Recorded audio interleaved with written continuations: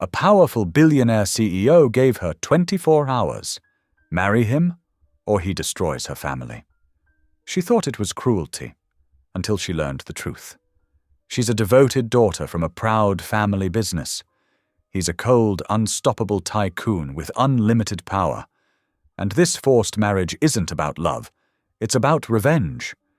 Years ago, her family ruined a poor boy's life, and now that boy controls their future. As the wedding clock ticks down, shocking secrets rise to the surface. Her family is hiding something devastating, and the man threatening them may be more broken than evil. She must choose. Protect the people she loves, or tell the truth and lose everything. Because if she makes the wrong choice, this marriage won't just destroy her family, it could destroy his soul. So what would you do when love, truth, and revenge collide in just 24 hours? Tell me in the comments where you're watching from right now, and if this story speaks to you, make sure you hit subscribe so you don't miss the next one. The early morning sunlight filtered through the weathered windows of Moore Heritage Foods, casting warm streaks across the well-worn hardwood floors. Zoe Moore sat at her desk, her fingers moving steadily across the calculator as she reviewed the month's financial statements.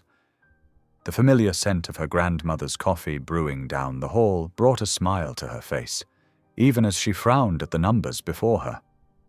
The building itself told the story of their family's journey, from the original storefront her grandparents had opened in the 1960s to the modest but proud 3-story brick building they now called home. While other food companies operated from gleaming steel and glass towers, Moore Heritage Foods remained rooted in the community that had supported them from the beginning. Zoe glanced up as footsteps approached, the particular shuffle step instantly recognizable. "Mama, you're here early again," she said, rising to help her mother with her coat. "Someone has to keep an eye on you workaholics," her mother replied with a warm smile, her silver-streaked hair neatly pinned back. "Your father's already in the test kitchen, tinkering with that new barbecue sauce recipe." "At 6:30 in the morning?" Zoe shook her head fondly. "Some things never change.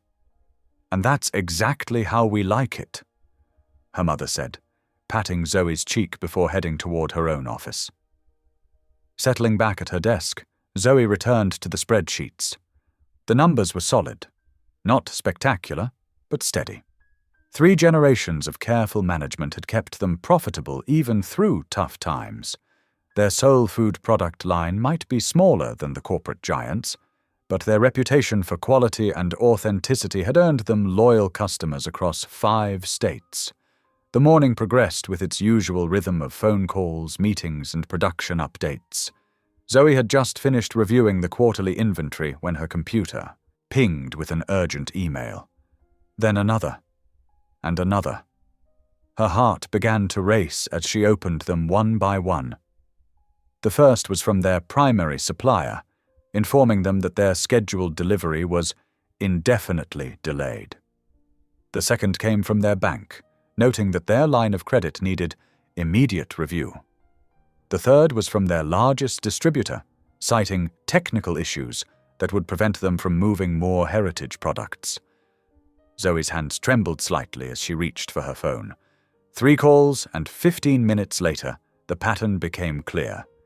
They were being systematically cut off. But why?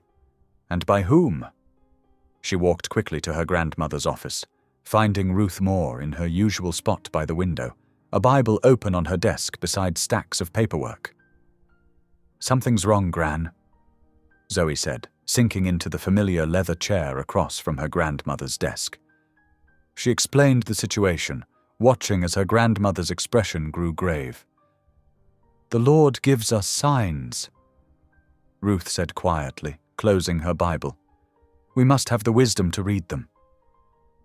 She looked at Zoe with knowing eyes. "Have you checked our competitors' recent acquisitions?" Zoe hadn't, but she did now, pulling up financial news on her tablet. The pieces started falling into place. 3 smaller food companies, all recently acquired by subsidiaries of Blackwell Global. Each acquisition followed a similar pattern of supply chain disruption and credit freezes. But why us? Zoe wondered aloud. We're not even in direct competition with their food divisions. The afternoon crawled by in a haze of increasingly worried phone calls and emergency meetings. Their warehouse manager reported that outgoing shipments were being rejected without explanation. Their bank representative spoke in circles about policy reviews and updated risk assessments. Even their most loyal distributors seemed suddenly hesitant to return calls. At 4:45 in the afternoon, Zoe's email pinged one final time. The message was brief. On letterhead she recognized from countless business news articles. Your presence is required at Blackwell Global headquarters this evening at 7 o'clock sharp. Top floor executive suite. This is not a request. Regards, Carter Blackwell, Chief Executive Officer, Blackwell Global. Zoe stared at the screen, her throat tight. Everyone in business knew about Carter Blackwell, the billionaire CEO whose mere signature on a document could make or break companies. His reputation for ruthless efficiency was legendary, matched only by his apparent disdain for public appearances or press interviews. "I've got it!" Her father's voice echoed from the test kitchen, followed by the clatter of pots. Any other day she would have rushed down to taste his latest creation. Instead, she printed the email with trembling hands and walked to her grandmother's office once more. Ruth Moore read the summons silently, then looked up at her granddaughter with steady eyes. "Sometimes the storms come not to destroy us, but to clear our path," she said softly. "Whatever this man wants, remember who you are and whose you are." Zoe nodded, drawing strength from her grandmother's unwavering faith. She returned to her office, where the last rays of sunset painted the family photos on her wall in shades of gold. There was her grandfather on opening day, proud in his chef's whites, her parents at their 20th anniversary celebration. Her brother. She touched his photo gently, missing his laugh, his wisdom. Looking out her window at the city skyline, she could see the Blackwell Global Tower dominating the horizon, 90 stories of steel and glass reaching into the darkening sky. Whatever game Carter Blackwell was playing, she would face it head-on. 3 generations of Moore strength ran through her veins. She wouldn't let them down. Zoe gathered her things, tucking the company's latest financial reports into her briefcase, alongside the family recipe book she always carried for luck. She couldn't know what waited in that top-floor office, but she would meet it with the grace her grandmother had taught her and the determination her parents had instilled. Heading out early? Her mother called as Zoe passed her office. "Meeting downtown," Zoe replied, keeping her voice steady. No need to worry them until she knew more. "Don't wait dinner on me." The late afternoon traffic hummed outside as Zoe stepped onto the sidewalk, the weight of generations resting on her shoulders. Behind her stood the brick building that housed their family's dreams and legacy. Ahead loomed the Blackwell Tower, its windows already lighting up against the approaching night. Somewhere on the 90th floor, Carter Blackwell waited, and with him, perhaps, the answers to why their world had suddenly started crumbling. The security guard at Blackwell Global barely glanced at Zoe's ID before waving her through the gleaming lobby. The elevator seemed to rise forever, smooth and silent, each floor bringing her closer to whatever awaited on the 90th floor. The numbers ticked upward. 87, 88, 89. When the doors opened, Zoe stepped into a world of stark minimalism. Black marble floors stretched beneath her feet, while floor-to-ceiling windows revealed the city sprawling below, like a glittering carpet. The reception area stood empty, but soft lighting guided her path down a long hallway toward double doors of frosted glass. Before she could knock, a voice called out, "Enter!"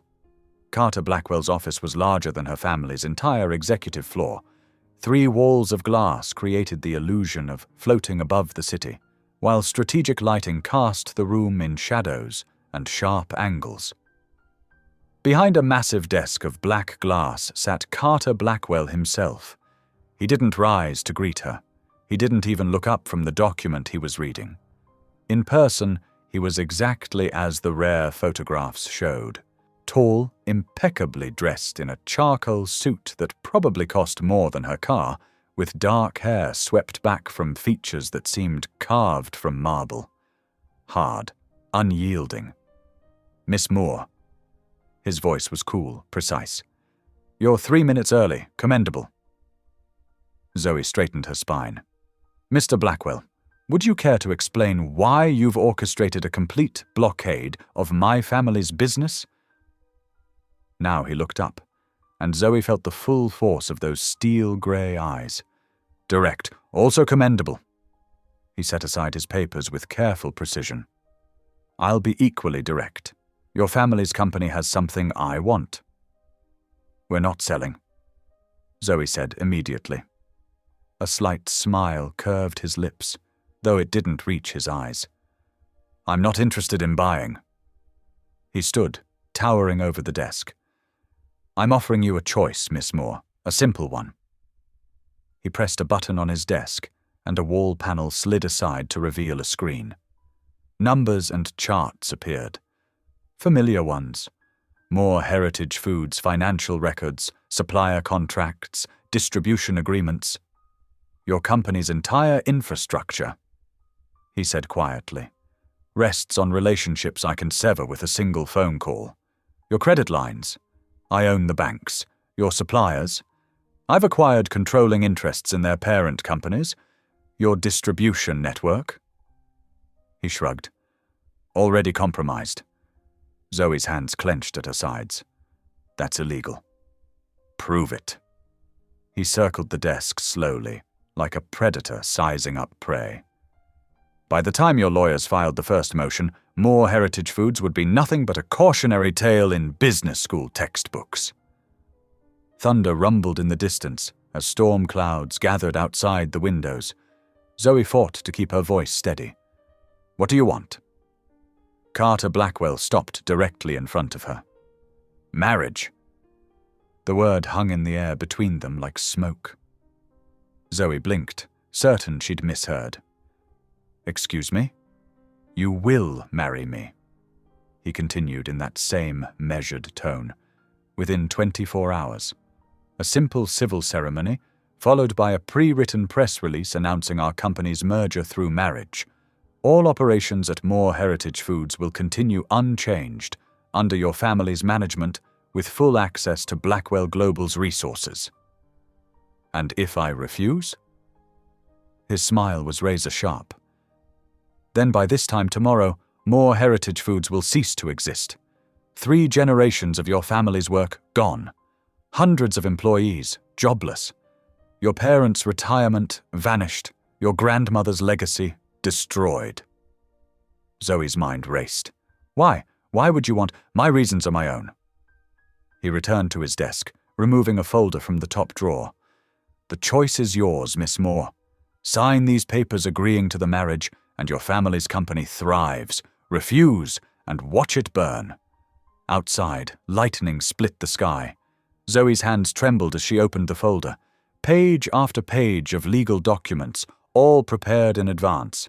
He'd planned this, calculated, every move like the master strategist he was reputed to be. "This is insane," she whispered. "It's not ethical. It's not—" "Ethics?" He laughed, a sound devoid of warmth. "This is business, Miss Moore, nothing more." But it wasn't just business. It was her family's dreams, their blood and sweat and tears poured into every recipe, every contract, every early morning and late night. It was her grandfather's vision and her parents' dedication and her grandmother's prayers. 24 hours, she said, her voice hollow. "The clock is already ticking." He held out an expensive pen. "Choose wisely." Zoe's signature felt like a betrayal, as she wrote it on page after page, each document another link in the chain being forged around her future. When she finished, Carter Blackwell collected the papers without comment, sliding them into a safe behind his desk. "My assistant will contact you in the morning with details for the ceremony." He didn't look at her again, already returning to his earlier work. "That will be all, Miss Moore."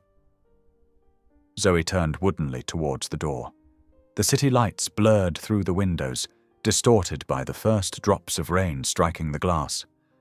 The elevator descent felt endless, each floor marking another step toward a future she'd never imagined.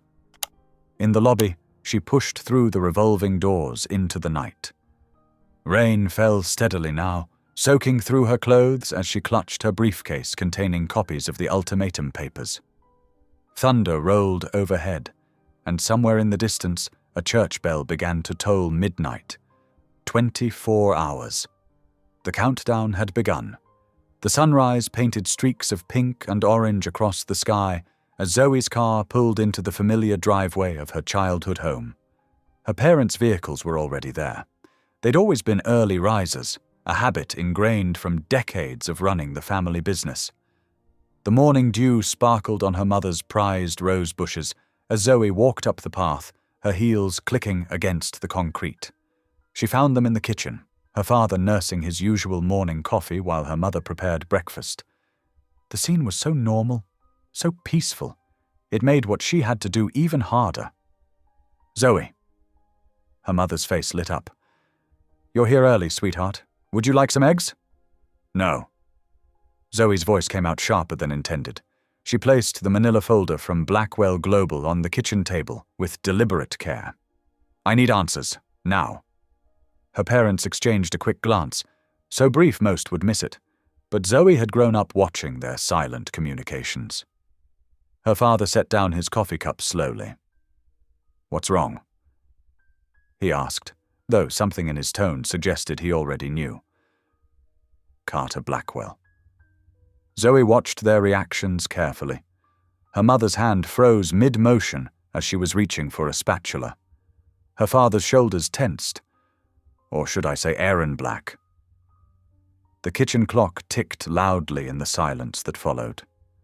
Outside, a bird sang its morning song, oblivious to the tension building within the walls of the Moore family home. "Where did you hear that name?" her father finally asked, his voice rough. "It doesn't matter where I heard it. What matters is what you did to him." Zoe pulled out a chair and sat down, her gaze steady. "Tell me about the teenage intern and his mother that Uncle Raymond pushed out years ago." Her mother turned off the stove, abandoning any pretense of breakfast. "Zoe, honey, it was complicated. Then uncomplicate it." Zoe interrupted. "Because that same teenage intern is now Carter Blackwell, CEO of Blackwell Global, and he's demanding I marry him within 24 hours or he'll destroy our company." The color drained from both her parents' faces. Her father's coffee cup clattered against its saucer. "He what?" her mother whispered. "You heard me." Zoe spread the ultimatum papers across the table. "So start talking. What really happened?" Her parents sank into chairs at the table, looking suddenly older than their years. Her father ran a hand over his face, shoulders slumped with the weight of old secrets. "It was 15 years ago," he began. "Aaron and his mother Evelyn, they were good people. Evelyn worked in accounting, and Aaron helped out after school. Bright kid, eager to learn everything about the business. Your Uncle Raymond was expanding the company then," her mother added softly. "We'd just landed the Thompson contract. It was going to be our biggest deal yet." Zoe's father nodded. "But there were irregularities in the numbers, small discrepancies that Evelyn noticed. She started asking questions." "And?" Zoe prompted when he fell silent. Her mother wrung her hands. "Raymond said he'd handle it. We thought he'd just talk to her, straighten things out. Instead," her father continued, He fabricated evidence, making it look like Evelyn had been embezzling, made it seem like Aaron was helping her hide the theft. They were gone within a week, fired and threatened with prosecution if they fought back. Zoe felt sick. And you let this happen? We didn't know the full extent. Her mother protested weakly. Raymond handled all the legal aspects. By the time you realized what? Zoe's voice rose. That my uncle had destroyed 2 innocent lives to cover his own tracks, that he'd ruined a teenage boy's future to protect himself. Her father wouldn't meet her eyes. Raymond said it was for the good of the company. That one family's troubles couldn't outweigh the livelihoods of all our employees. We told ourselves they'd land on their feet. Her mother whispered. That they were young. They'd recover. Zoe stood up so abruptly her chair scraped against the floor. I need air. She walked to the window, staring out at the garden where she'd played as a child, where her grandmother had taught her about integrity and doing what was right.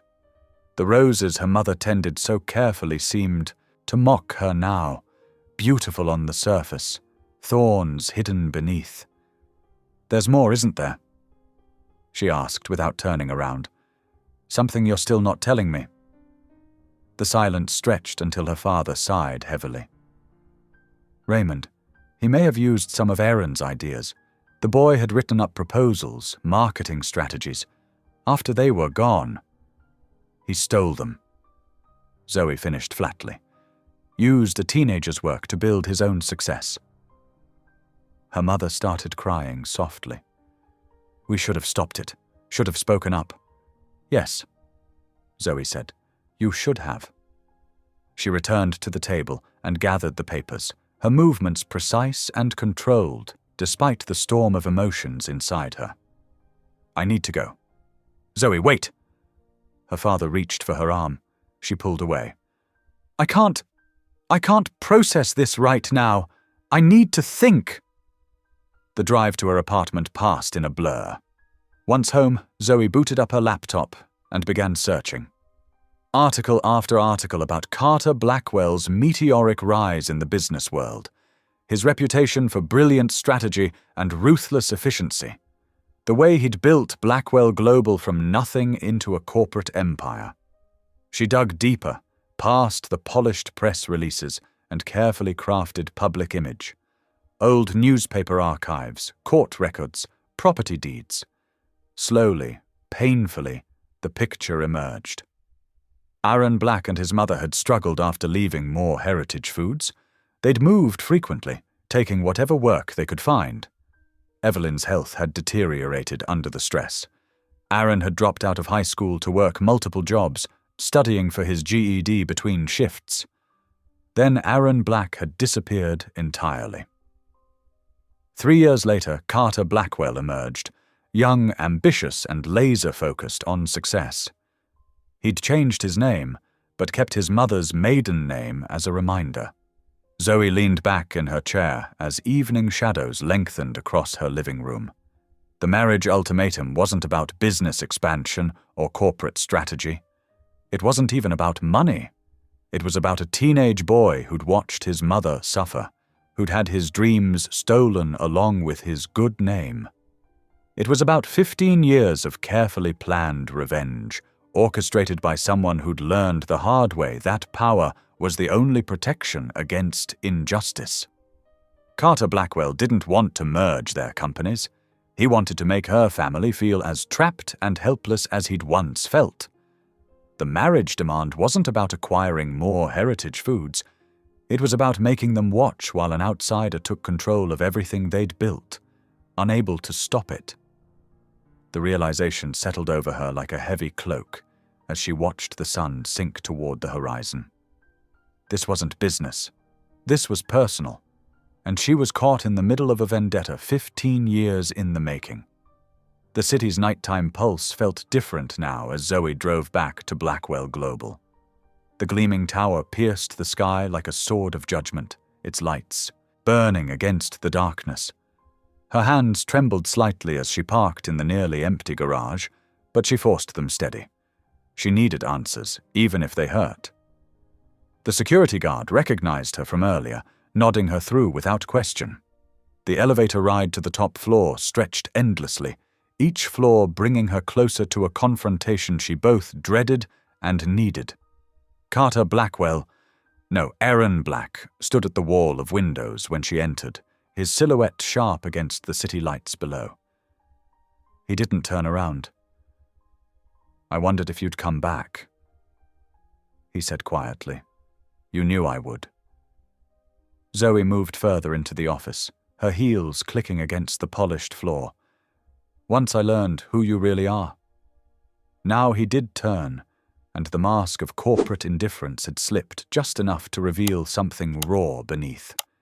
Aaron Black, the naive teenager who thought hard work and honesty would be enough. His laugh held no humor. "He died a long time ago." "Did he?" Zoe challenged. "Or did he just get buried under all this?" She gestured at the opulent office, the trappings of power. "You don't know anything about it." The words came out sharp, bitter. "Then tell me. Tell me how Raymond Moore destroyed your life. Tell me about your mother." Something dangerous flashed in Carter's eyes. He stalked toward her with predatory grace. "You want the truth? Here it is. Your precious uncle didn't just fire us. He systematically destroyed us, created false evidence of theft, made it look like my mother and I were stealing from the company." He began to pace, energy crackling off him. "My mother was a good woman, honest, hard-working. She'd never taken so much as a paperclip that wasn't hers. But suddenly there were doctored bank statements, forged signatures, manipulated security footage, all pointing to her, to me." Zoe's heart ached as she watched him relive it. The teenage boy's pain was visible now beneath the man's polished exterior. "We lost everything," he continued. "Not just our jobs, our reputations, our future. No one would hire my mother once Raymond spread his lies. We ended up in a homeless shelter that first month." His voice turned razor sharp. "Do you know what it's like to watch your mother cry herself to sleep on a shelter cot? To see her health fail because she's working 3 minimum-wage jobs under false names just to keep food on the table?" "Carter." Zoe stepped toward him, hand outstretched, but he recoiled. "Don't." The word cracked like a whip. "Don't pretend to sympathize when your family did this, when they stood by and let it happen. And this marriage ultimatum is your revenge?" she asked softly. He gave her a cold smile. "This marriage is justice. Perfectly legal, totally binding, and absolutely real." Moving to his desk, he pulled out a thick folder. "We will live together in my penthouse, attend social functions as husband and wife, present a united front to the world. Your family will watch, helplessly as an outsider takes control of everything they built. Just like I had to watch my mother's life crumble while your uncle built his success on my stolen ideas." Zoe felt sick. "You've planned this for years. 15 years. Carter's voice was eerily calm now. 15 years of rebuilding myself through pain and determination, not mercy. 15 years of preparing for this moment." He spread his hands.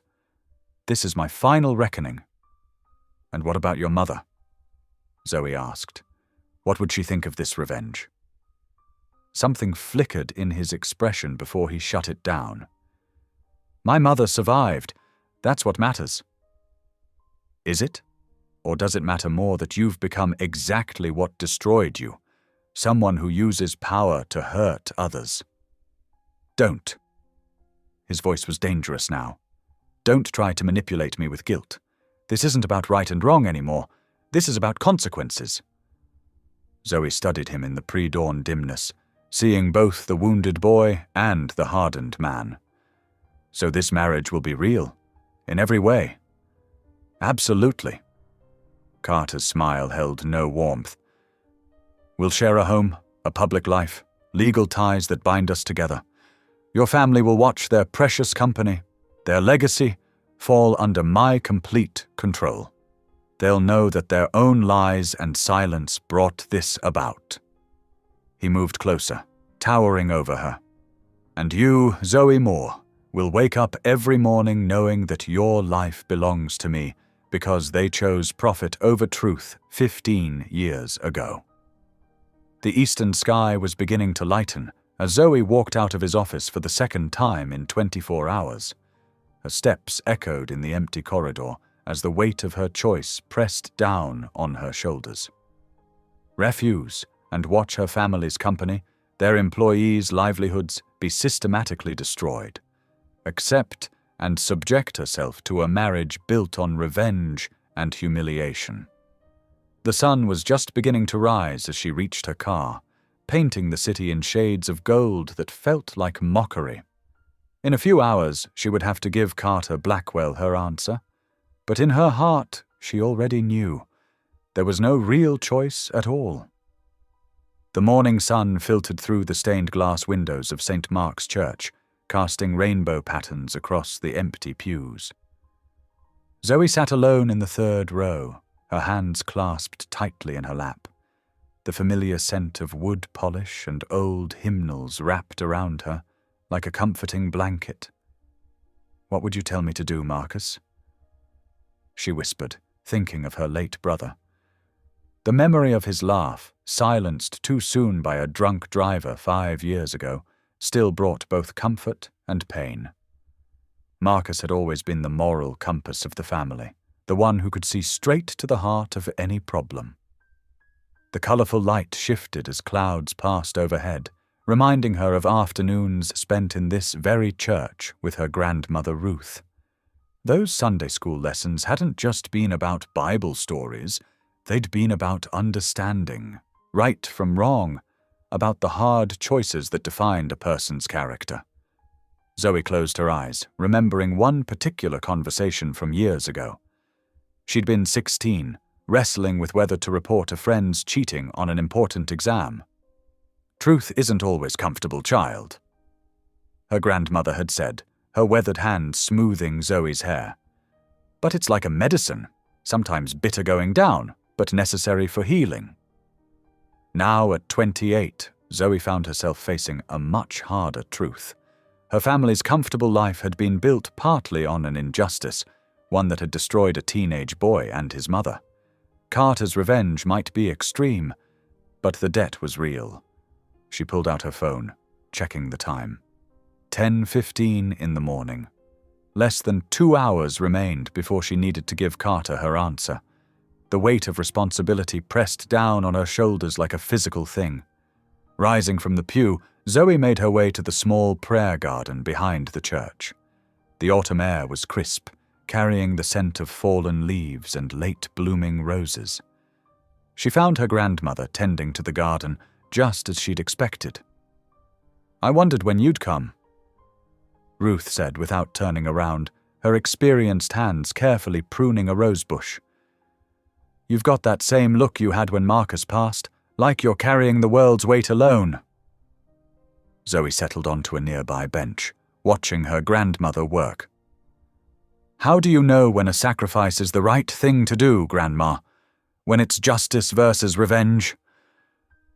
Ruth straightened slowly, her wise eyes studying Zoe's face. "This is about the Blackwell situation, isn't it? Your daddy called me last night, worried sick." "Yes," Zoe admitted. "But it's more complicated than anyone knows." Carefully she laid out the whole story. Carter's true identity, the injustice done to him and his mother, and his ultimate ultimatum. Her grandmother listened without interruption, her expression growing more grave with each revelation. When Zoe finished, Ruth set aside her gardening tools and sat beside her granddaughter. "Sometimes," she said slowly, "redemption requires more than just saying sorry. Sometimes it needs action, sacrifice, to make things right." She took Zoe's hand in her own. "But revenge and justice aren't the same thing, child. One heals, the other wounds." "What if it could be both?" Zoe asked quietly. "What if by accepting his revenge, I could open a path to healing?" Ruth's eyes filled with understanding. "You're thinking of staying in this marriage not just to save the company, but to try to help him heal? Someone has to break the cycle," Zoe said. "And our family helped create this mess. Maybe this is how we start to fix it." Her grandmother was quiet for a long moment, then reached into her garden apron and pulled out a small, worn Bible. "Your brother Marcus gave me this the Christmas before he died. There's a passage marked that might help you." Zoe opened the Bible to find a highlighted verse. "Bear one another's burdens, and so fulfill the law of Christ." Tears pricked at her eyes as she remembered Marcus's favorite saying, "Sometimes the bravest thing isn't fighting back, it's choosing to understand." At 12:45, Zoe walked into the downtown courthouse. Her simple navy blue dress felt appropriate for both a wedding and a surrender. Carter was already waiting in the magistrate's office, his expression unreadable as she entered. The ceremony was brief and stark. No flowers, no music, no witnesses except the required court clerk. When the magistrate asked if anyone objected, the silence felt heavy with unspoken words. "I do," Zoe said clearly when her turn came, meeting Carter's eyes. She saw a flicker of surprise there. Perhaps he'd expected fear or resignation. Instead, she stood straight and proud, accepting this not as a victim, but as someone choosing to bear a burden that might lead to healing. Carter's "I do" was equally firm, though his eyes never softened. The rings were simple gold bands, practical, unadorned, like the marriage itself. As Zoe slipped Carter's ring onto his finger, she noticed the slightest tremor in his hand. For just a moment, she glimpsed the wounded boy beneath the powerful man's facade. "By the power vested in me by the state," the magistrate intoned, "I now pronounce you husband and wife." There was no kiss, no celebration, just the scratch of pen on paper as Zoe signed her new name, Zoe Moore Blackwell. The sun was setting as Carter's private elevator carried them to his penthouse. Neither had spoken since leaving the courthouse. The silence felt like a living thing between them, full of unspoken hurts and carefully guarded hopes. The elevator doors opened directly into the penthouse foyer. Modern art adorned the walls, and floor-to-ceiling windows offered a stunning view of the city lights beginning to twinkle in the gathering dusk. "Welcome home," Carter said, his voice neutral. He gestured to a hallway on the right. "Your room is the second door. Mine is at the end. The staff has already moved your things." Zoe crossed the threshold, her heels clicking on the marble floor. This was her home now. This beautiful, cold space, so far above the city she'd always known. As Carter disappeared down the hallway without another word, she touched the simple gold band on her finger. "Grant me strength," she whispered, echoing her grandmother's favorite prayer. She would need every ounce of it for the path ahead. The first rays of morning sunlight filtered through floor-to-ceiling windows, casting unfamiliar shadows across Zoe's new bedroom. She blinked awake, momentarily disoriented by the pristine white walls and modern furnishings that bore no resemblance to her cozy childhood room. The king-sized bed felt too large, too empty, its crisp sheets still holding their department store creases. For several minutes, Zoe lay perfectly still, listening to the quiet hum of the climate control system and the distant sounds of early morning traffic 40 floors below. Everything in the room was immaculate, from the minimalist artwork to the perfectly arranged decorative pillows. Yet it felt more like a high-end hotel suite than a home. Her phone showed 6:30 in the morning. Back home, her parents would be getting ready for their morning routine at Moore Heritage Foods. The thought sent a sharp pang through her chest. She wondered if they'd slept at all last night, knowing their daughter was now married to the man threatening their livelihood. Pushing back the covers, Zoe padded across the plush carpet to the ensuite bathroom. Like everything else in Carter's penthouse, It was a masterpiece of modern design, all gleaming chrome and marble. Her few personal items looked out of place on the vast counter. A well-loved hairbrush, her favorite jasmine-scented lotion, the small silver cross necklace her grandmother had given her for her 16th birthday. After a shower in the rainfall showerhead that probably cost more than her old car, Zoe dressed carefully in a coral blouse and tailored black pants. She touched up her makeup with steady hands, though her reflection showed the strain around her eyes. "You can do this," she whispered to herself, squaring her shoulders, one day at a time.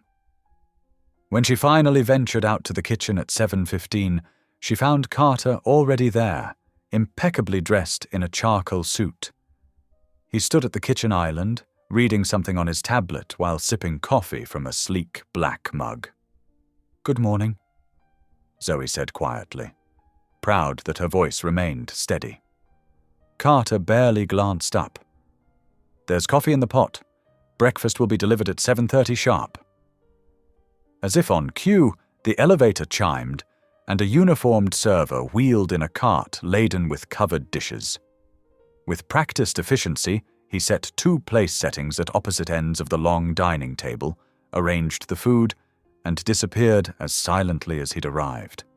The spread was impressive: fresh fruit, yogurt parfaits, eggs Benedict, and still warm pastries. But Zoe found her appetite had vanished.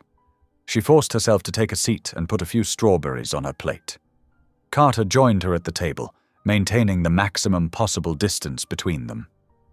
For several minutes, the only sounds were the quiet clink of silverware and the occasional rustle of Carter turning pages on his tablet. Finally, he set the tablet aside and fixed her with a direct stare. "We need to establish some ground rules." Zoe set down her fork, meeting his gaze. "All right. First, this marriage exists on paper, and in public appearances only. There will be no displays of affection, no attempts at emotional connection." His voice was clinical, as if outlining a business contract.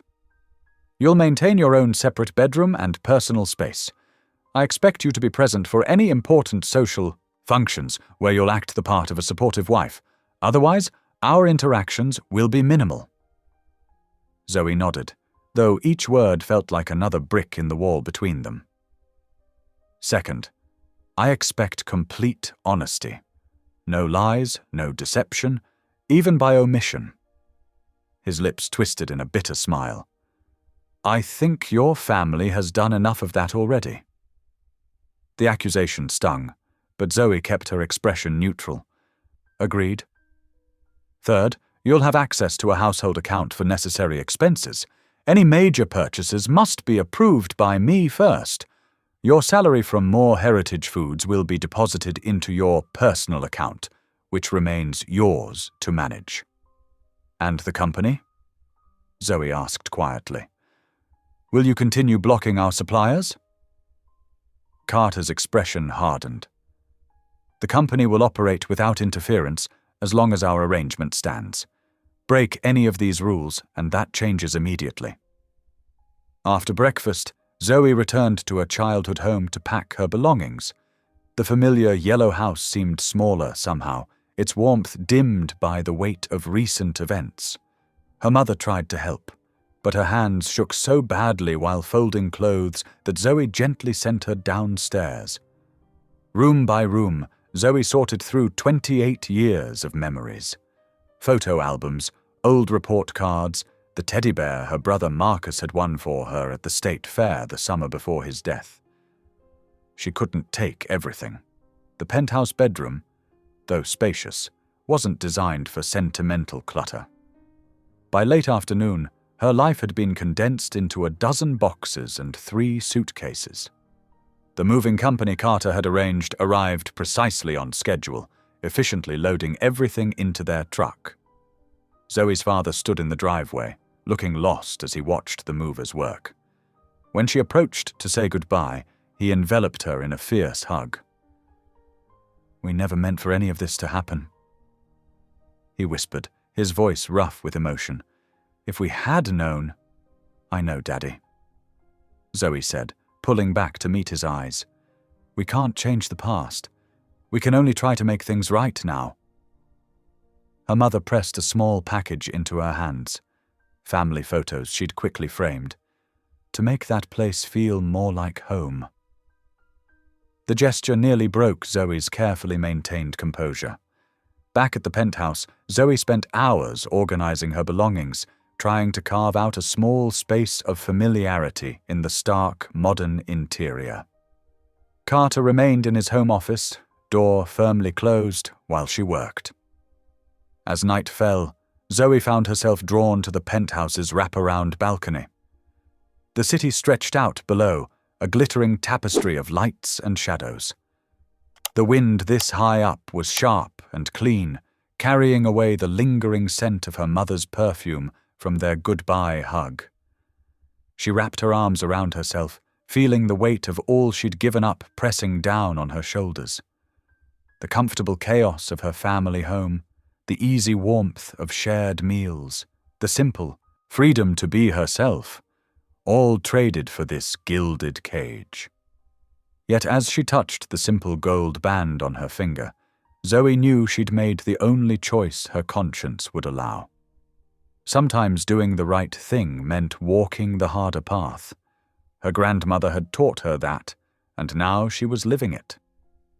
The city lights blurred as tears finally slipped down her cheeks. But Zoe Moore Blackwell stood straight and proud on her new balcony, letting the wind dry her tears as she faced her new reality with quiet determination. Morning light streamed through the floor-to-ceiling windows as Zoe stood in front of her closet, carefully considering her options. Today would be her first public appearance as Mrs. Blackwell at a prestigious business luncheon. After much deliberation, she chose a conservative navy blue dress that projected both confidence and sophistication. The penthouse was quiet except for the faint sound of Carter's voice drifting from his home office, where he was already deep in morning calls. Zoe had quickly learned his routine: up before dawn, workout, calls by 7 o'clock sharp. At precisely 11:30, Carter emerged from his office dressed in an impeccably tailored charcoal suit. His eyes swept over her appearance with clinical detachment. "Acceptable," he said curtly. "The car will be here in 5 minutes. I expect you to be familiar with these." He handed her a folder containing profiles of key attendees at the luncheon. The ride to the Four Seasons Hotel was silent, as Zoe memorized names and faces. Carter occasionally glanced at his phone, his jaw tightening with each message.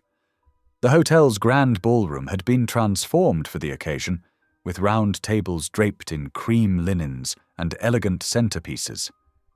As they entered, heads turned and conversations hushed. Carter's hand found the small of her back, not intimate, but possessive, as he guided her through the crowd. "Carter, there you are," called out a silver-haired man who Zoe recognized as James Morrison, CEO of a major investment firm. "And this must be the new Mrs. Blackwell we've been hearing about." Zoe offered her hand with a warm smile.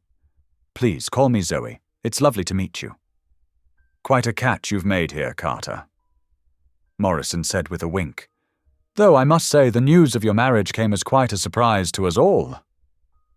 "The best decisions often do," Carter replied smoothly, his public persona firmly in place.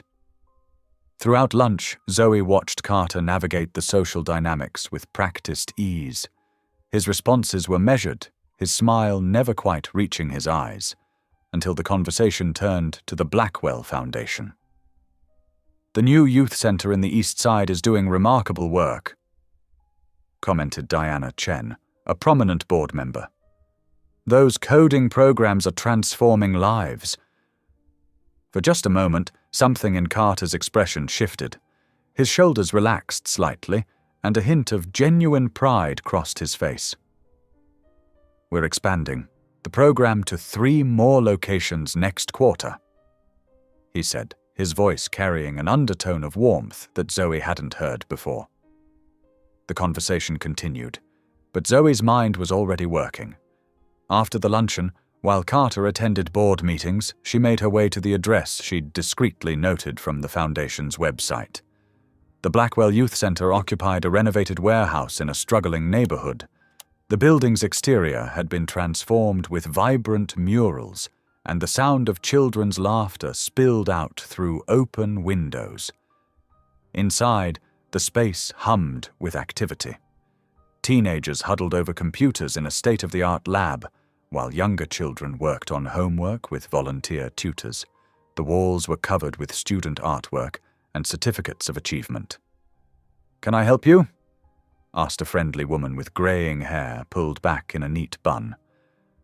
"I'm just observing," Zoe replied, not ready to reveal her identity. "How long has the center been open?" "Going on 3 years now," the woman said proudly. "Mr. Blackwell himself still visits every month, though he thinks no one notices. Always after hours, checking on the programs, leaving notes about improvements needed." She smiled warmly. "The kids call him the Night Guardian. They know someone's looking out for them, even if they rarely see him." Zoe wandered through the center, taking in every detail. In the computer lab, a teenage girl was explaining her coding project to a younger student, her eyes bright with enthusiasm. A wall of photos showed graduation ceremonies, robotics competitions, and smiling families. "That's Marcus." A young boy pointed to one photo, speaking to his friend. "He got a full scholarship to MIT last year. Mr. Blackwell came to his graduation party, said Marcus reminded him of himself at that age." As evening settled over the city, Zoe found herself in the center's small library. A plaque on the wall caught her eye. "In memory of those who showed me kindness when I had nothing else. CB." The words struck something deep within her. She thought of the teenage Aaron Black, betrayed and angry, transforming his pain into purpose. The man who built an empire of glass and steel, yet still slipped into this center at night to ensure every child had the chances he'd nearly lost. Later that night, back in the penthouse, Zoe stood at her bedroom window. The city lights blurred as she recalled the joy on the children's faces, the pride in their accomplishments, the hope in their futures, all made possible by the man who now seemed determined to keep everyone at arm's length. She thought of his subtle shift when discussing the Foundation, that brief glimpse of genuine feeling beneath the carefully constructed facade. The wounded boy who became the billionaire hadn't just sought revenge, he'd also created something meaningful from his pain.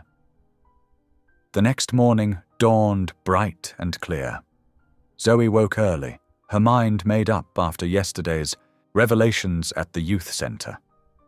Instead of her usual business attire, she dressed in comfortable jeans and a simple blouse, then made her way back to the Blackwell Foundation. This time, she walked straight to the front desk. "Good morning. I'm Zoe Blackwell, and I'd like to volunteer today." The receptionist's eyes widened slightly. "Mrs. Blackwell, of course. Let me call Mrs. Thompson, our volunteer coordinator." Within minutes, the same grey-haired woman Zoe had met yesterday appeared, looking surprised but pleased. "Mrs. Blackwell, this is unexpected. Are you sure Mr. Blackwell wouldn't prefer—" "Please call me Zoe," she interrupted gently. "And this isn't about what Carter would prefer. I'd like to help if you'll have me." Mrs. Thompson's face softened. "Well then, Zoe, let's put you to work." The morning passed quickly, as Zoe helped younger children with their reading assignments. She sat cross-legged on colourful floor cushions, listening patiently as 8-year-old Marcus sounded out difficult words and praised 12-year-old Tiana's creative writing story. "You're good with them," Mrs. Thompson observed during lunch break. "Most of our kids come from challenging situations. They can tell when someone genuinely cares." Zoe thought about Carter's monthly night visits. Sometimes the people who seem the most distant are the ones who care the most deeply. In the afternoon, Zoe joined the teenage coding class.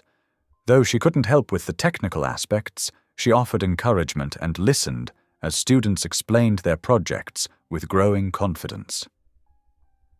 "I never thought I could do something like this," admitted 16-year-old Jasmine, showing Zoe her nearly completed website. "But Mr. Blackwell's foundation gave me a chance nobody else would."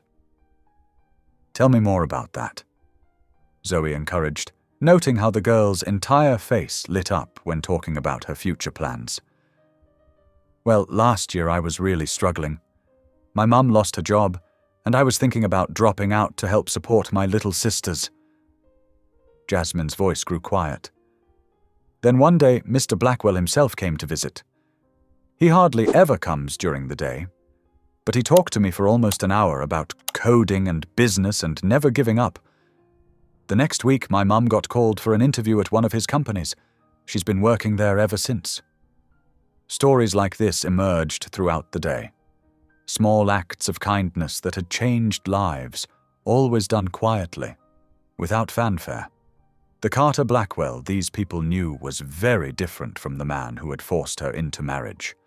As the afternoon wound down, Zoe helped clean up the art room, wiping paint from tables while children's masterpieces dried on hanging lines.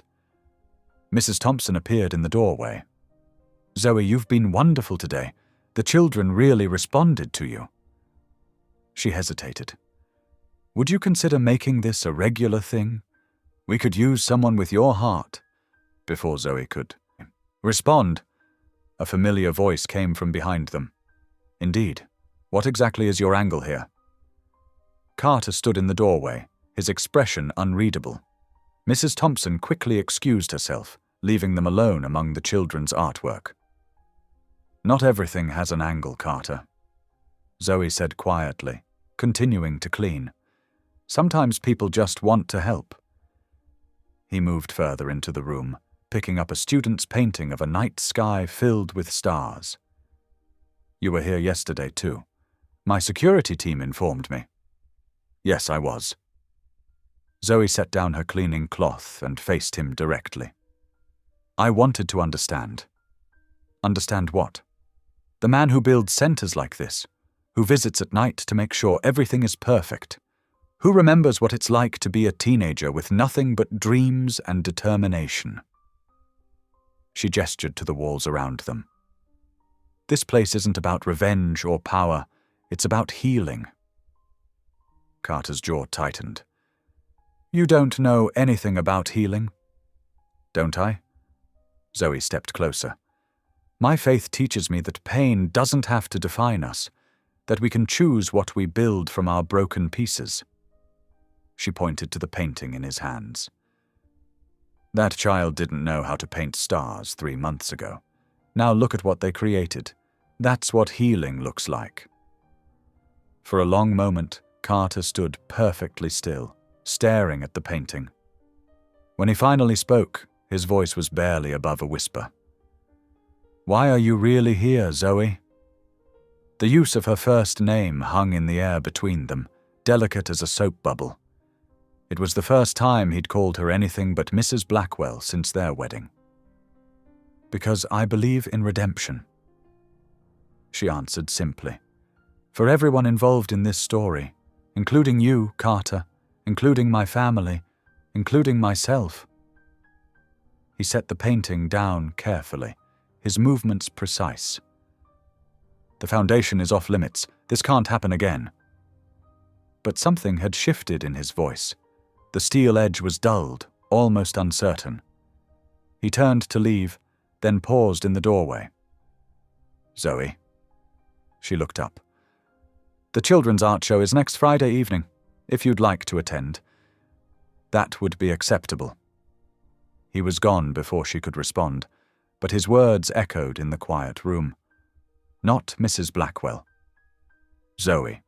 And an invitation, however small, to return. Through the windows, the setting sun painted the room in soft oranges and pinks, catching on the children's artwork and making the colors glow. Zoe touched the painting Carter had been holding, tracing its hopeful stars with gentle fingers. Someone had written a caption below it. Even on the darkest nights, there is always light to be found. The weekend passed in a blur of polite distance and careful routines. Monday brought rain, Tuesday sunshine, and Wednesday evening found Zoe alone in Carter's expansive kitchen, mindlessly stirring a pot of homemade soup. The familiar motions of cooking grounded her, reminding her of countless family dinners in her mother's kitchen. The elevator's soft chime announced Carter's arrival.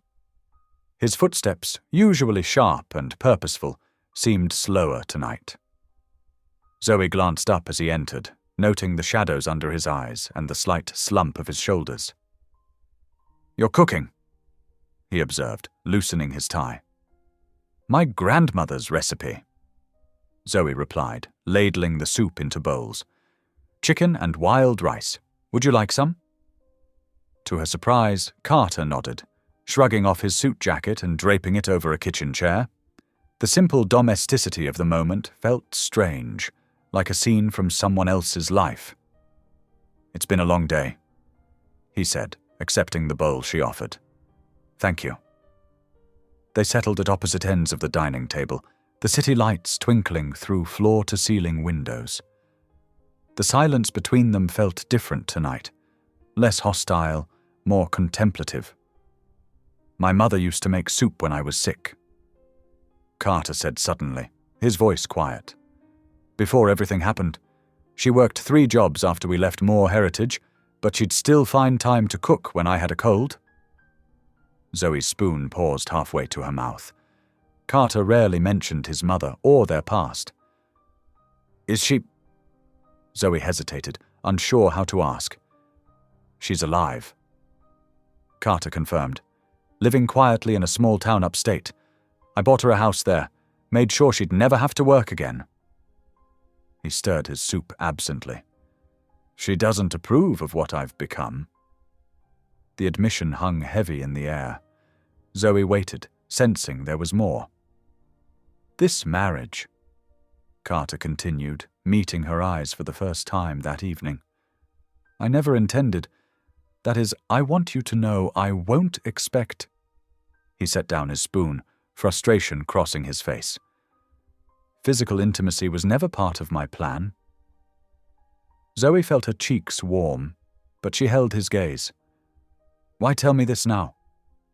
Carter's fingers tightened around his water glass. "Because I'm afraid," he admitted, the words seemingly torn from him. "Afraid of becoming the kind of man who would use that power over someone. Afraid of truly becoming the monster everyone believes me to be." The raw honesty in his voice touched something in Zoe's heart. She thought of the community center, of the lives he'd changed, of the wounded boy who'd grown into this complex man. "I understand fear," she said softly. "After my brother died, I was terrified of living in a world without him. Marcus was my protector, my best friend. He died saving a child from drowning, a complete stranger's daughter. Everyone called him a hero, but I was so angry." Her voice caught. "Angry at God, at the universe, at Marcus himself for leaving us." Carter's expression softened almost imperceptibly. "What changed?" "I realized my anger was poisoning everything good about his memory. The bitterness was destroying me, not honoring him." Zoe wrapped her hands around her soup bowl, drawing comfort from its warmth. "My grandmother helped me understand that forgiveness isn't about forgetting. It's about choosing to live fully despite the pain. Marcus died showing love to a stranger. The least I could do was learn to love again myself." "Your grandmother sounds wise," Carter said quietly. "She is. She taught me that healing isn't linear. Some days are harder than others, but that's okay." Zoe offered a small smile. "The important thing is to keep trying." Carter was silent for a long moment, absently turning his wedding ring. When he spoke again, his voice held a note of vulnerability she'd never heard before. "I don't know how to do this," he admitted. "This marriage, these conversations, I've spent so long building walls." Maybe we start with honesty, Zoe suggested, instead of hostility. We're both here, trapped in this situation we created. We could try to make it less painful. Honesty, Carter repeated, testing the word. I'm not sure I remember how. We could practice, Zoe said. Like right now. Honestly, this soup needs more salt. A startled laugh escaped Carter, brief and rusty, as if unused, but real. He reached for the salt shaker, passing it to her with the ghost of a smile. Honestly, he said, it's still better than anything I've had in weeks. They finished their meal in companionable quiet, the city humming far below. When Carter stood to help clear the dishes, another first, his movements were less rigid, less guarded. Thank you, he said at last, standing in the kitchen doorway. For dinner, and for... He gestured vaguely, struggling to find words. For practicing honesty? Zoe supplied.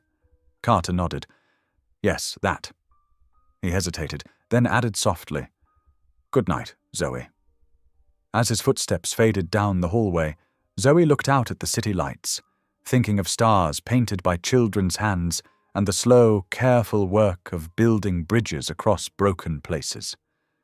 The hope that unfurled in her chest was fragile, delicate as a newly sprouted seed. But it was there. For tonight, that was enough. The morning sun streamed through the floor-to-ceiling windows of Carter's penthouse, casting long shadows across the polished hardwood floors. Zoe moved quietly through the space, still adjusting to calling it home.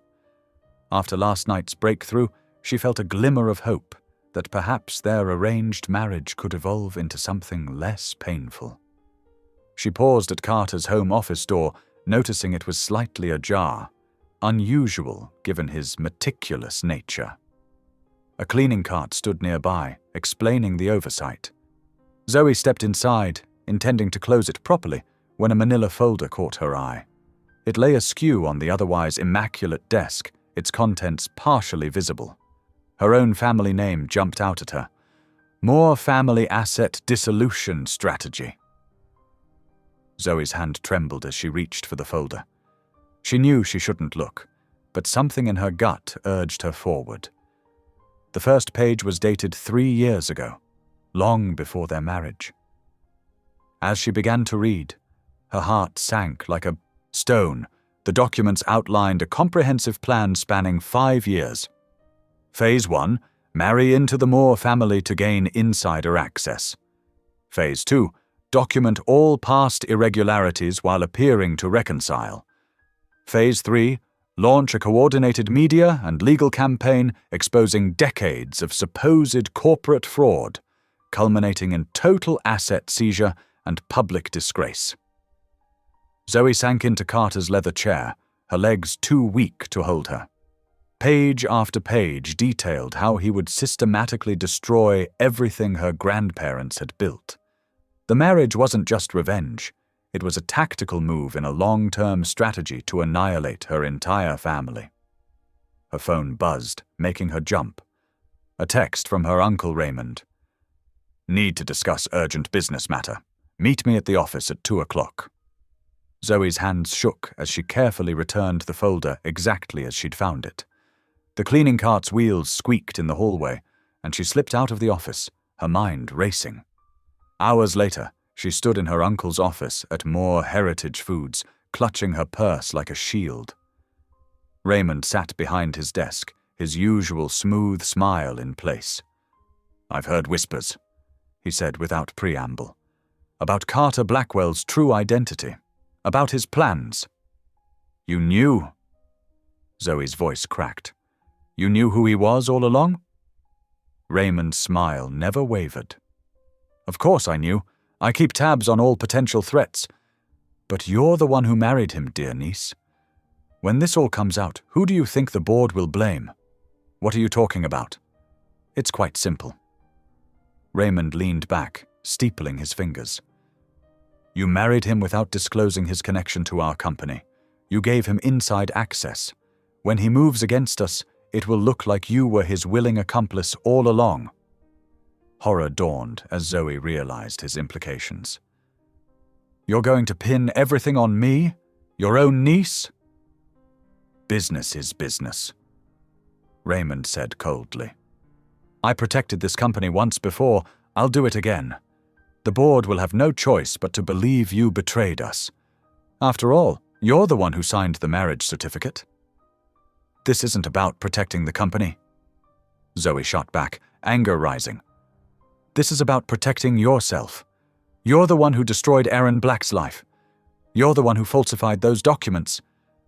Prove it. Raymond's voice was silk over steel. Every paper trail leads to your father's desk, not mine. And now, with your suspicious marriage... He shrugged. Well, like father, like daughter, they'll say. You're a monster, Zoe whispered. I'm a survivor. Raymond corrected. And survivors adapt. Speaking of which, he glanced at his watch. I believe your husband is due here any minute to discuss our distribution contract renewal.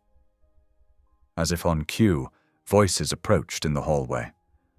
Zoe recognized Carter's measured tones mixing with her father's nervous chatter. I'd hurry along if I were you, Raymond said softly. Unless you want to explain to your new husband why you're meeting secretly with the uncle who supposedly wronged him. Zoe backed toward the door, her mind spinning, but she wasn't fast enough. The door opened, and Carter stood there, his expression shifting from surprise to suspicion as he took in the scene. What's going on here? He asked, his voice dangerously quiet. Just a family chat, Raymond said smoothly, standing. Your wife was expressing some concerns about company loyalty. Carter's eyes locked onto Zoe's face, searching for truth. The warmth from last night had vanished, replaced by walls of ice. Loyalty, he repeated.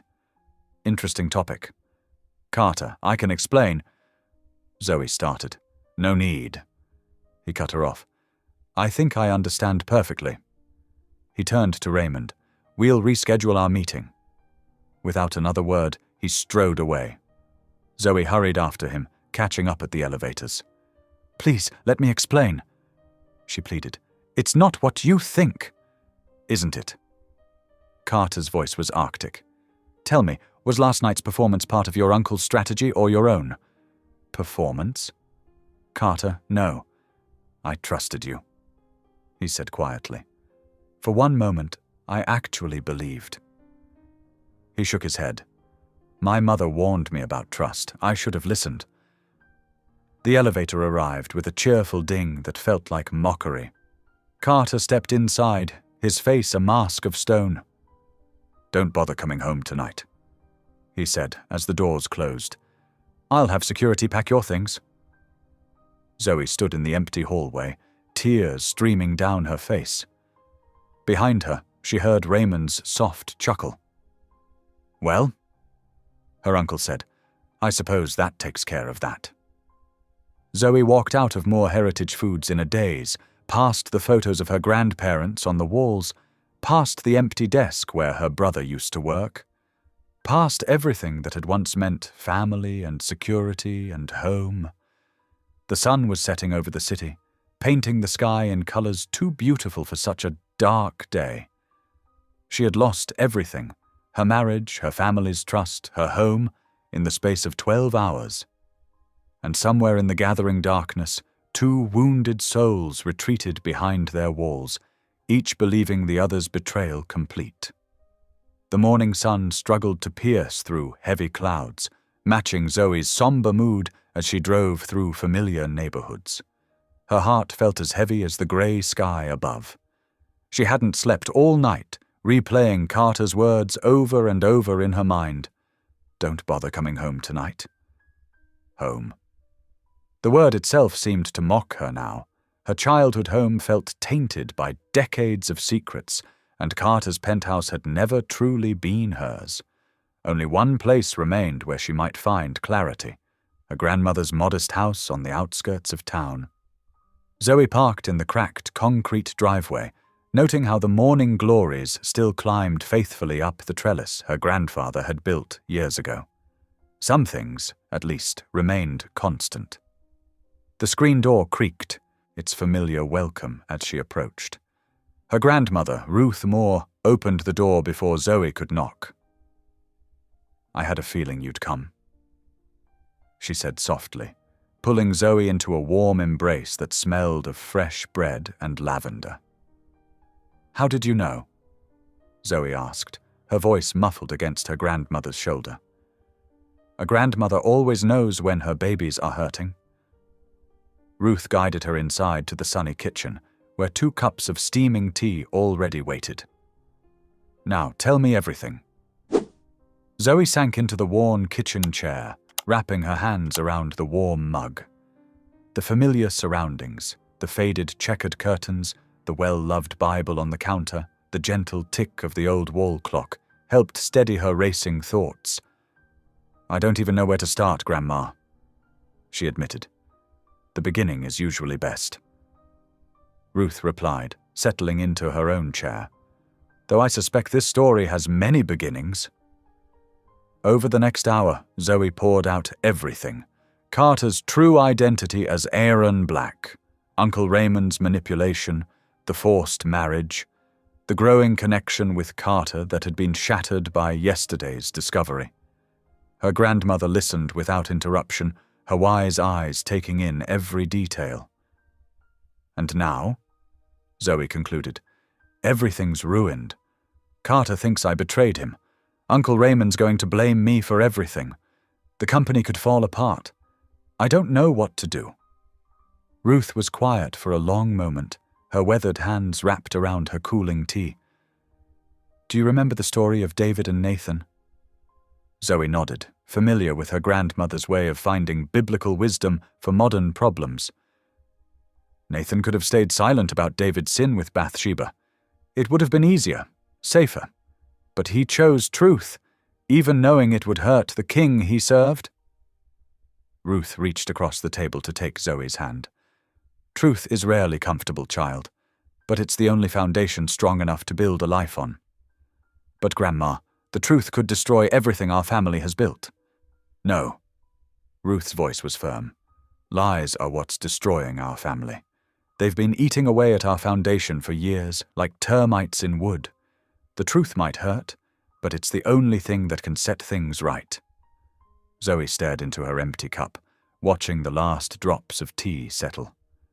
"I'm scared," she whispered. "Of course you are. Truth-tellers often are. But fear doesn't make us wrong. It just makes us human." Ruth squeezed her hand. "Remember what your grandfather used to say? The right path and the easy path rarely look the same," Zoe quoted, managing a small smile. They spent the afternoon together, Ruth sharing stories of her own struggles with truth and consequence over the years. She spoke of times when speaking up had cost her friendships, and times when staying silent had cost her peace. As the day wore on, Zoe felt strength seeping back into her spirit. Around 4 o'clock, Ruth brought out an old album. "Look at this," she said, pointing to a faded picture of Zoe's grandfather standing proudly in front of the original Moore Heritage Food storefront. "Your grandfather built this business on honesty and hard work. Whatever happens, that legacy is worth protecting. Not just the company, but the principles it was founded on." Zoe traced her finger over her grandfather's smiling face. "He would be so disappointed in what we've become." "Then change it," Ruth said simply. "You can't control how others react to the truth, but you can control whether you speak it." As evening approached, Zoe stood on her grandmother's front porch, watching the sunset paint the clouds in shades of pink and gold. The weight in her chest hadn't disappeared, but it had transformed into something more like purpose than pain. "I have to tell everyone everything," she said quietly. "About Uncle Raymond's deception, about Carter's past, about my own part in all of this. even if it costs me everything." Ruth nodded, pride shining in her eyes. "That's my girl. Will you pray with me, Grandma? For courage?" "Of course." Ruth took her hands, and together they bowed their heads as the day's last light wrapped around them like a blessing. When Zoe finally drove away, her grandmother's words echoed in her mind. Truth is the only foundation strong enough to build a life on. She didn't know exactly how she would reveal everything, or what the consequences would be, but she knew with certainty that she couldn't continue living in shadows. The sun had set completely now, leaving the sky in that brief, beautiful moment between day and night. Zoe took a deep breath, feeling the weight of her decision settle into her bones. Tomorrow would bring whatever it would bring, but tonight, for the first time since this whole ordeal began, she felt truly at peace with herself. Morning sunlight streamed through the floor-to-ceiling windows of Carter's penthouse as Zoe sat at the pristine glass desk in her room. The city stretched out below, already buzzing with activity, while she stared at the blank document on her laptop screen. The cursor blinked steadily, like a heartbeat counting down the moments until tomorrow night's gala. She had chosen this spot carefully, knowing Carter would be at the office all day.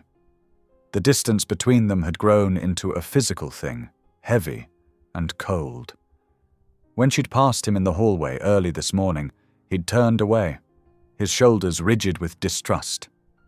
The pain of it still echoed in her chest, but she couldn't let that deter her from what needed to be done.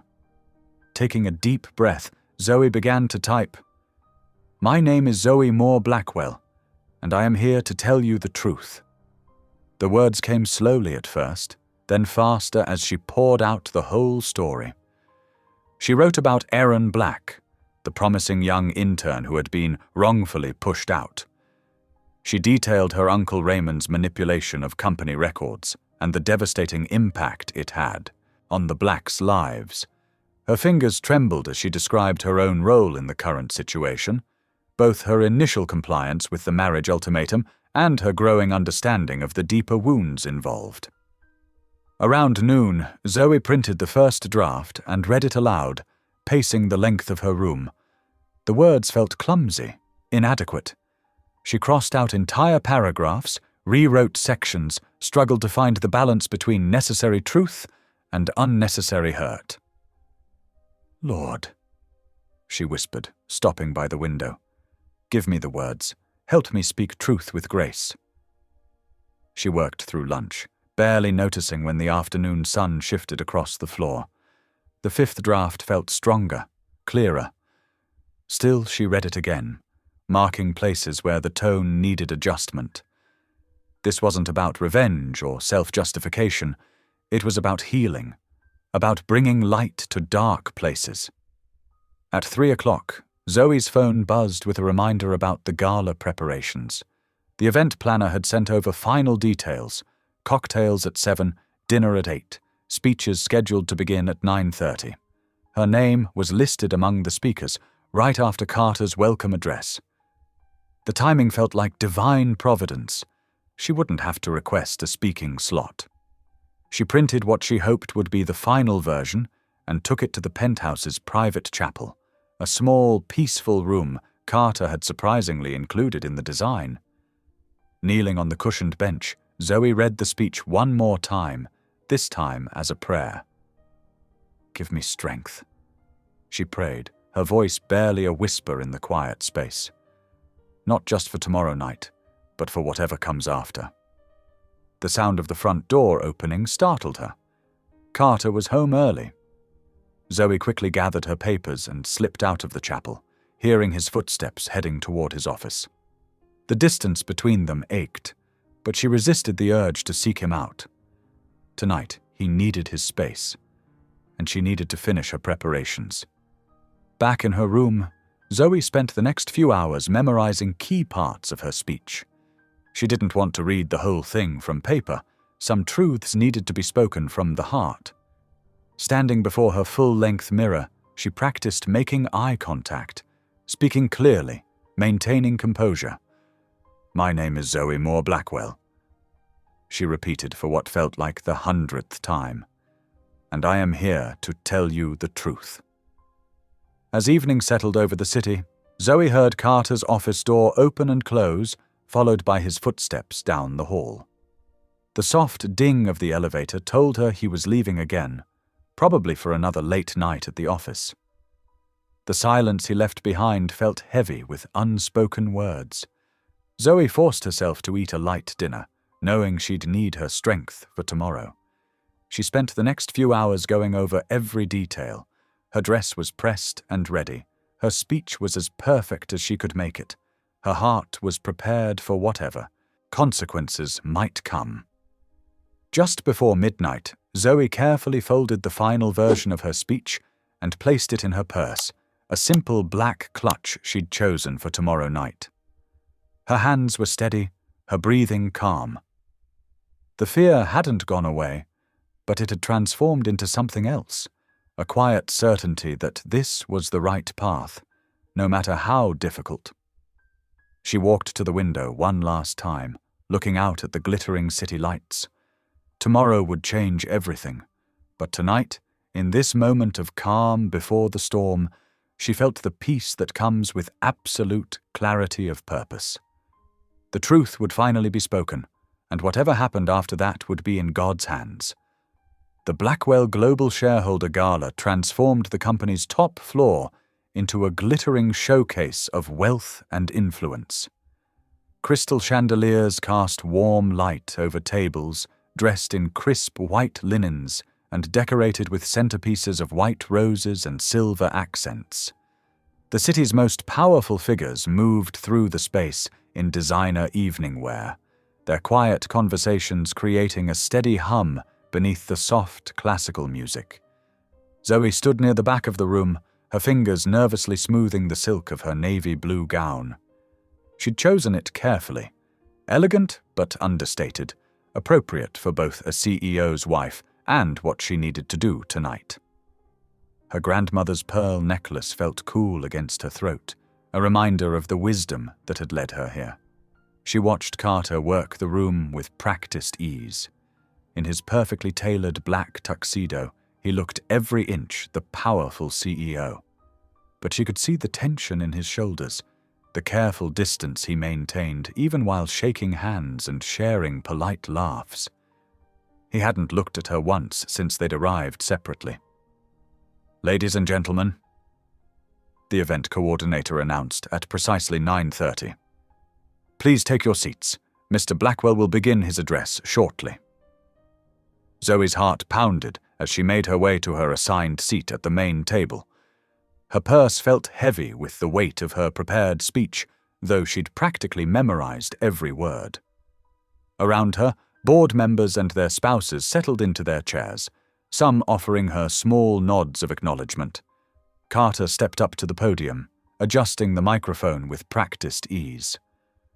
"Good evening," he began, his voice smooth and controlled.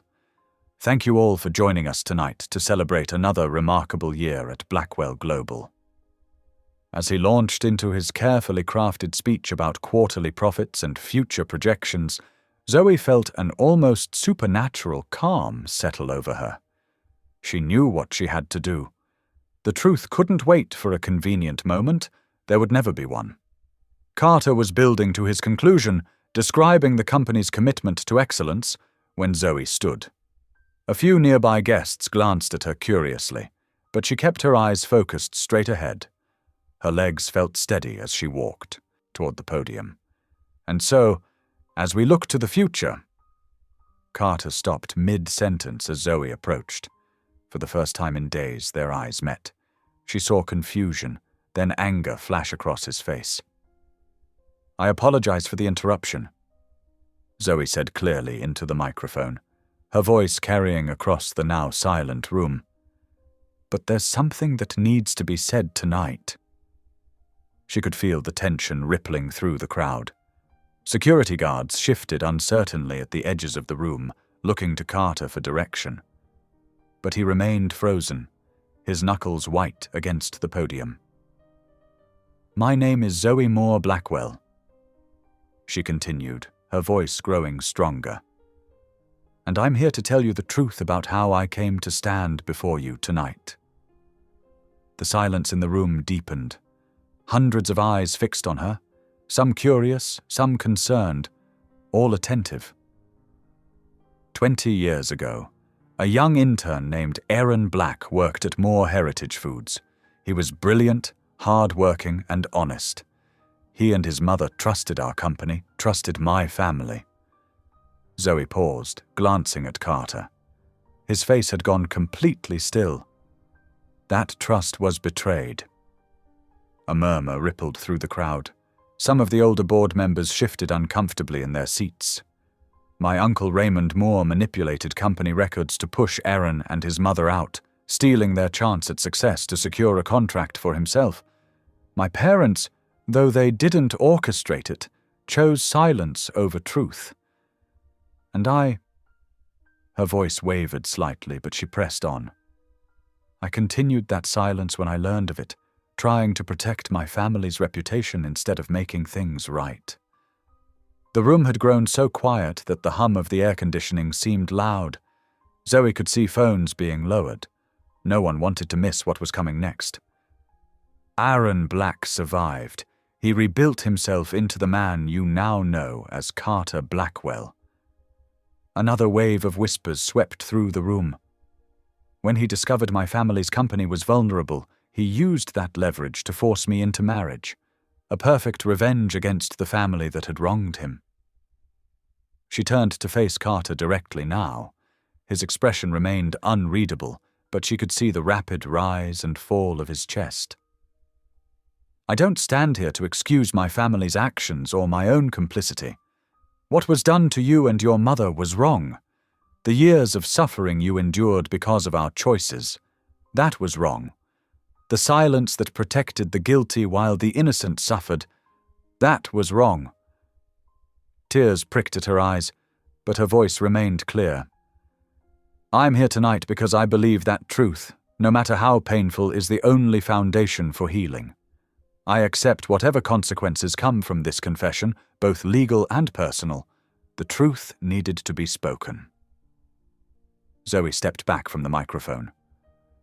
Her piece said. The silence that followed felt electric, charged with shock and revelation.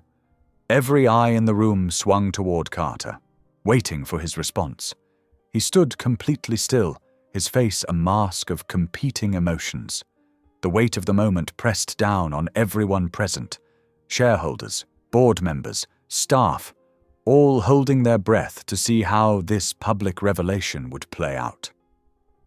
The silence stretched on, filled with possibility and danger. In that suspended moment, Zoe kept her eyes steady on Carter, ready to accept whatever came next. The silence stretched taut as a bowstring until Carter finally moved. His fingers drummed once on the podium, then stilled. When he spoke, his voice carried the weight of 2 decades. 20 years ago. He began slowly. A boy named Aaron Black watched his mother cry herself to sleep night after night. They'd lost everything, their savings, their reputation, their chance at a better life. That boy made himself 2 promises, to never be powerless again and to make those who hurt him pay. He loosened his tie slightly, something none of the gathered executives had ever seen him do. That boy grew up angry. He built Blackwell Global not just on talent and determination, but on revenge. Every success, every acquisition, every victory was fuel for the day he'd finally destroy the Moore family. Carter's gaze swept across the room, landing on faces he'd known for years. You've all praised my business acumen, my strategic thinking. The truth is, much of it was shaped by that singular purpose. I convinced myself that revenge was justice, that destruction was restoration. He paused, his eyes finding Zoe's. When I forced this marriage, I thought I'd finally won. I would have the perfect view as I dismantled everything the Moores had built. I had the contracts drawn up, the legal groundwork laid, every detail planned to ensure maximum damage. A sharp intake of breath rippled through the crowd. Carter continued, his voice growing quieter but no less intense. But something unexpected happened. I watched Zoe volunteer at our foundation. I saw her sit with struggling families, heard her encourage our staff. She showed me that pain doesn't have to define us, that choosing revenge means letting the past win. His hands gripped the podium tighter. Tonight, Zoe Moore Blackwell chose truth over self-preservation. She risked everything to right a wrong, even knowing it could cost her everything. In doing so, she showed more courage than I have in 20 years of plotting revenge. Carter straightened, squaring his shoulders. Effective immediately, I am halting all planned actions against Moore Heritage Foods. The company will be restructured, with full protection for its innocent workers and staff. However, his voice hardened slightly. Those directly responsible for the fraud 20 years ago will face appropriate legal consequences. He turned to face Zoe fully now. I built this company promising to transform lives. Somewhere along the way, I forgot that transformation has to start within. Revenge may have fueled my success, but it nearly cost me my soul. The room remained silent, processing this unprecedented display of vulnerability from their usually stoic CEO. Carter stepped away from the podium, his next words quieter but still clear in the hushed space. This gala is concluded. Thank you all for coming. The crowd stirred, uncertain whether to applaud or remain silent. Carter ignored them all, walking straight toward Zoe. His face showed the strain of emotions he'd kept buried for decades. Without a word, he gestured toward the terrace doors. Zoe nodded, understanding. Together they walked through the parting crowd, leaving behind the whispers and stares. The night air hit them like a gentle wave as they stepped outside. The city stretched below them, a tapestry of lights and shadows. For several long moments, neither spoke. The sounds of the gala faded behind them, leaving only the distant hum of traffic below. Carter's hands gripped the terrace railing, his knuckles white with tension. The mask of control he'd worn for so long had cracked, revealing the turmoil beneath. His shoulders shook slightly, not with tears, but with the effort of containing 20 years of pain and anger finally breaking free. Zoe stood quietly beside him, offering presence without pressure. She understood that some moments needed silence to be fully felt. The wind lifted her dress slightly, carrying with it the scent of coming rain. It felt fitting somehow, as if the very sky recognized this moment of cleansing, of old wounds finally being allowed to heal. In the quiet days that followed, the city's rhythm continued unchanged, but within Carter and Zoe's world, everything had shifted.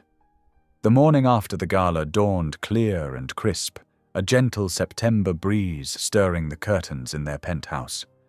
Carter stood at the kitchen window, coffee untouched in his hand, when he finally spoke the words he'd been holding back. I need to see my mother. Zoe looked up from her tea, understanding the weight of his decision. Would you like me to come with you? He shook his head slowly. This is something I need to do alone. But thank you. The drive to his mother's modest apartment took 30 minutes, each mile heavy with memories. Evelyn Black lived in a small but well-kept building on the outskirts of town, where rent was affordable on her teacher's pension. Carter parked his luxury car, feeling oddly out of place in the neighborhood where he'd once belonged. His knock was gentle, almost hesitant. When the door opened, he found himself face to face with a woman time had touched, but not broken.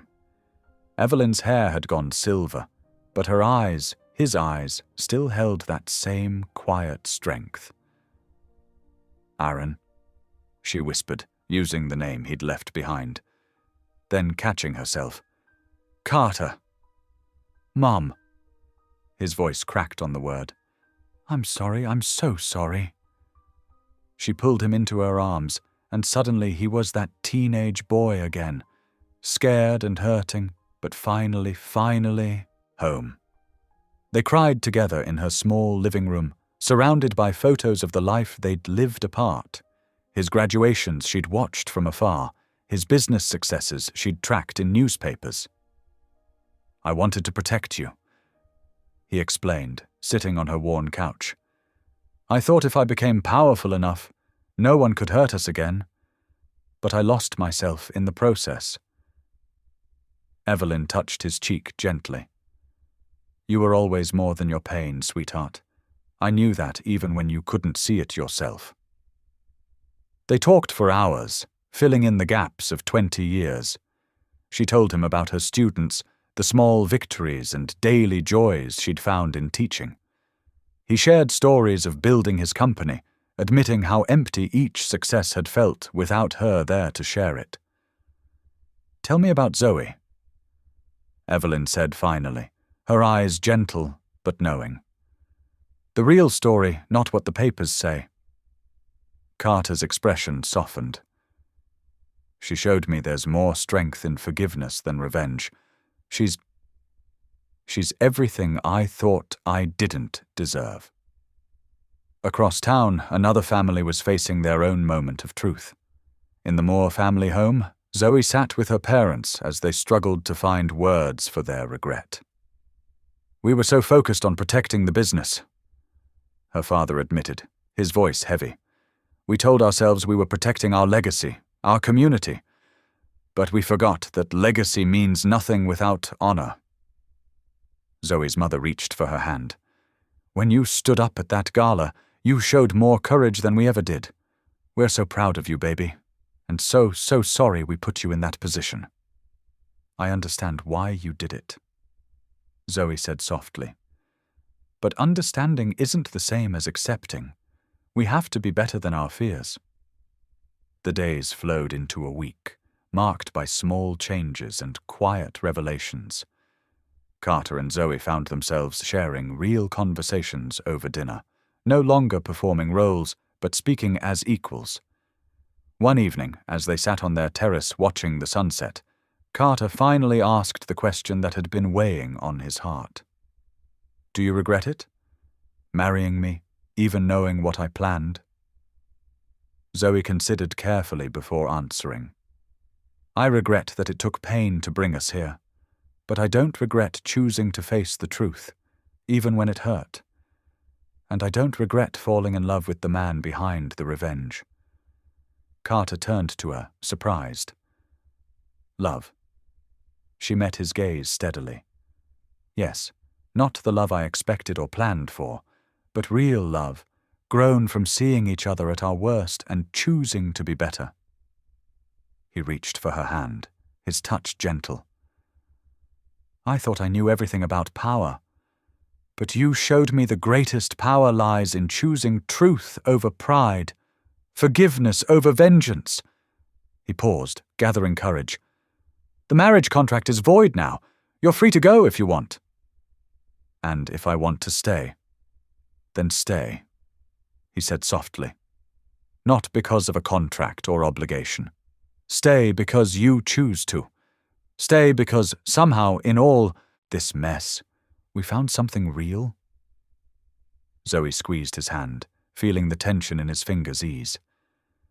"Then I choose to stay, not as Mrs. Blackwell the obligation, but as Zoe who loves you." The city lights flickered below them, a testament to how far they'd both come from that first night in his office. But now the lights didn't feel like judgment, they felt like stars, witnessing a new beginning born from the ashes of old pain. Carter pulled her closer, his voice rough with emotion. "I love you too, not as revenge or victory, but as the person who showed me how to be whole again." They sat together in comfortable silence, watching night settle over the city. Sometimes the greatest victories come not from winning, but from choosing to lay down arms and let love heal what hatred broke. The small church glowed with late afternoon sunlight, streaming through stained glass windows, casting rainbow patterns across wooden pews worn smooth by generations of faithful worshippers. White roses and baby's breath adorned the simple altar, their sweet fragrance mingling with the familiar scent of old hymnals and polished wood. Zoe stood in the modest side room, smoothing her cream-colored dress. Simpler than any designer gown, but far more meaningful. Her grandmother Ruth adjusted the small pearl necklace at her throat, a family heirloom that had seen 4 generations of Moore women through their most important days. "Your brother would be so proud of you," Ruth said softly, her weathered hands gentle on Zoe's shoulders. "He always said you had the strongest heart in the family." Tears pricked at Zoe's eyes. "I wish he was here." "He is, baby, in all the ways that matter." Ruth touched the silver cross pendant that had belonged to Zoe's brother. "Love doesn't end. It just changes shape." Down the hall, Carter stood with his mother Evelyn, who straightened his tie with trembling fingers. The past weeks had brought healing neither thought possible. She'd moved back to the city, taking a teaching position at a local school, building new memories to replace old hurts. "I never thought I'd see this day," Evelyn admitted, smoothing Carter's lapel. "For so long I was afraid anger would be your only legacy." Carter covered her hand with his.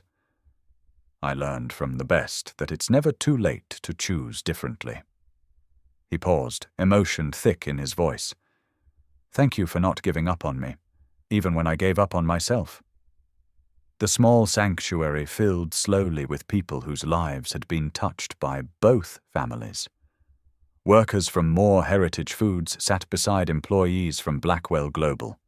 Children from Carter's Foundation programs giggled in their Sunday best, while teachers from Evelyn's school chatted with Zoe's colleagues. As the afternoon sun painted the church in amber light, Zoe walked down the aisle on her father's arm. This time, there were no contracts, no ultimatums, no fear. Only love, freely given and gratefully received.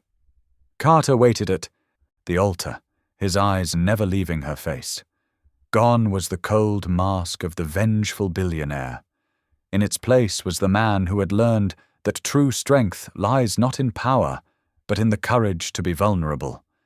They faced each other before the weathered wooden cross, hands joined, hearts open. The pastor, the same one who had counseled Zoe through her darkest days, smiled warmly at the gathered congregation. "We are here today not to create a union, but to celebrate one that God has already blessed," he began. "A union that began in shadow, but emerged into light. A testament to the transformative power of truth, forgiveness, and faith." Zoe's voice was clear and steady as she spoke her vows.